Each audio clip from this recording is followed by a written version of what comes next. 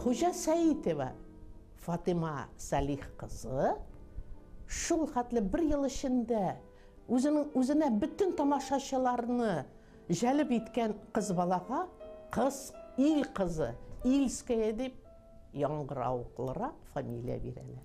Мына мен келгенде ол Ильская еді. Зарар yok. Біздің құлға лексәлі қоя кетелмес.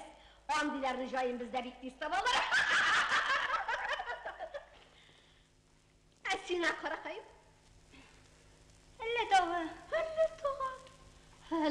тоғы.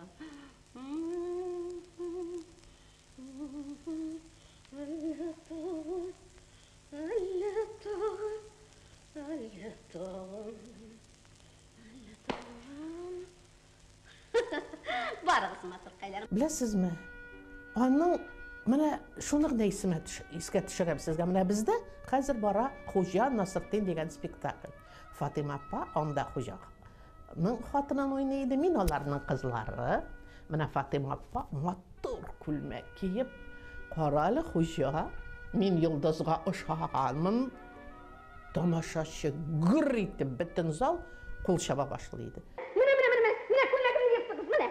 Барам, директорына да барам, секретарына да барам, әйтем башына да көремді сөйлеп. Бұзырлыққа түсеміз. Не қылануың бұл? Кәпсәриет өтей. 400 метр қағаға. Бір қояда бар мен. Міне, шуның білен бітер. Қойтам да күлмегімді ями. Шығып ки! Қазір мұндан! Мен кеттім. Директорына ұлда дейді. Көремді барсына да әйтем. Барсына да сөйлеп. Кәпсәриет әтәңнің құлына ләкмеген сігәлі. Йықшор! Ай! Сенle şeşekine bitirdin. Sihirli ol kızlarman bittiğine. Оның тауышы сихірлі, яғымлы, тембрлы тауышы еді. Міне оның тауышы сақланып қалды, өлгенше қадар. Енді яшарға бірнеше сағат қалғанда палатаға, больница палатасына консилиум жиыла.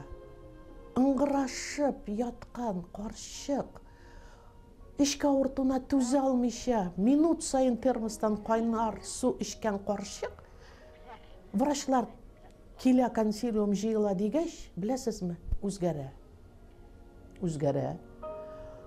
Яп-яңа ішкі күлмек кие, шешін рәтлетті, иріне сезілер-сезілмәз помада сүртті, һәм ирләр 4 ир палатаға кіргенде, міндәрләргә таянып, оларны бек матур ханым қабыл ете. Ауыртуына нешік шыдағандыр. Ол өзінің өлгенше өзін ханым екенлігін, өзінің дәрәжәсін, бүйек, артистка екенлігін біліп, өзін жоғалтмайша сақлап қалды.